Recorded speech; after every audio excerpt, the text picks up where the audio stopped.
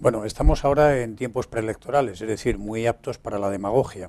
De alguna manera, ¿cómo juzga que puede influir en la consideración social de los empresarios esta dialéctica que ha comenzado de ricos y pobres? A mí me parece que fue un error convocar o anunciar el 29 de julio que las elecciones iban a tener lugar el 20 de noviembre. O usted las convoca lo más próximo posible el 29 de julio para cortar el plazo, sobre todo si usted no se va a presentar, o usted no dice nada y en septiembre cuando llegue dice que van a ser el 20 de noviembre. Pero claro, yo no sé ustedes, yo estoy absolutamente ya cansino y cansado de escuchar mítines, cortes radiofónicos, cuñas radiofónicas, perdón, y publicidad y propaganda de todo tipo, cuando la campaña se supone que son 15 días, ¿no?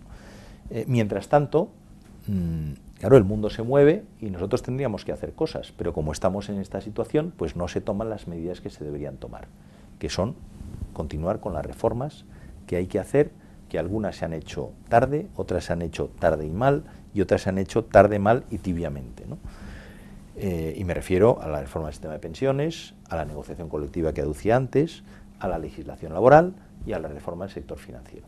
Por lo tanto, ahí tenemos trabajo que hacer y no estamos en la mejor circunstancia ahora, en este periodo preelectoral, para hacer lo que tenemos que hacer. Luego, creo que ha sido un error y vamos a pagar ese error. Contestando a su pregunta del tema de ricos y pobres. Primero, a mí me parece que hay un error conceptual en el impuesto del patrimonio, y ya lo dijeron cuando se eliminó.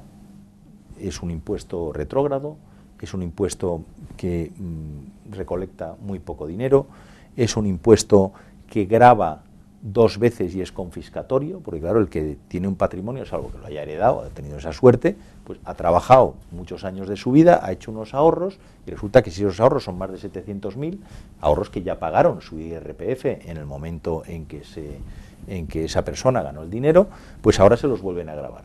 Oiga, me parece que lo que tendríamos que hacer en este país es precisamente fomentar el ahorro, fomentar, bueno, pues gente que ha tenido suerte, entre comillas, porque seguramente se lo ha currado, como se dice vulgarmente, pues no les penalicemos.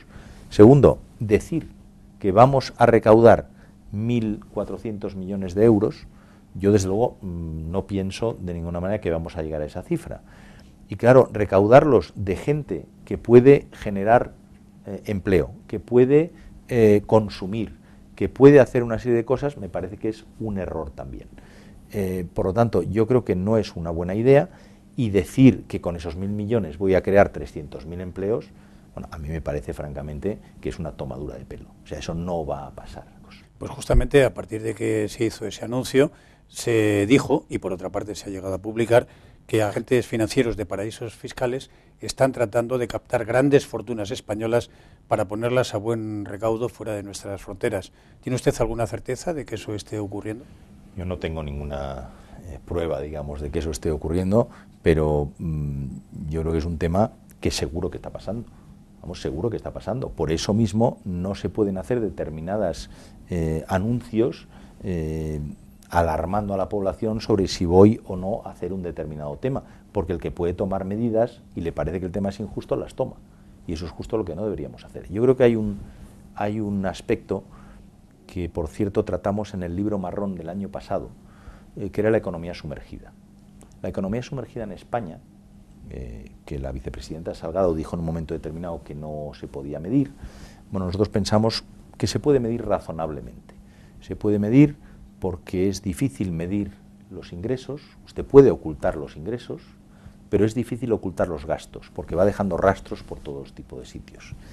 En momentos de penuria, la economía sumergida en España representa aproximadamente un 25% del PIB. Esos son 250.000 millones de euros aproximadamente. En momentos de bonanza baja la economía sumergida y estamos alrededor de un 20%, o sea, 200.000 millones de euros. Y estoy hablando de economía sumergida, no estoy hablando de economía golfa. Economía golfa es la trata de blancas, las drogas, el blanqueo de dinero, etcétera. No estoy hablando de eso, estoy hablando de actividades lícitas que no pasan por el Ministerio de Hacienda. Bueno, pues eso se podría de alguna manera, con una mayor conciencia social y con una persecución un poquito más estricta del tema, no eliminar, porque todos los países tienen economía sumergida, pero quizá nos podíamos alinear con la media europea, que está en el 15%, o con los países anglosajones, que están en el 10%. Claro, pasar del 20% al 10% quiere decir que 100.000 millones de euros empiezan a tributar. Eso es muchísimo más de lo que se recauda con el impuesto de los ricos y con tantos otros impuestos, o incluso bajando el sueldo de los funcionarios o congelando las pensiones. Por lo tanto, creo que esto es un tema que conceptualmente no se está haciendo bien.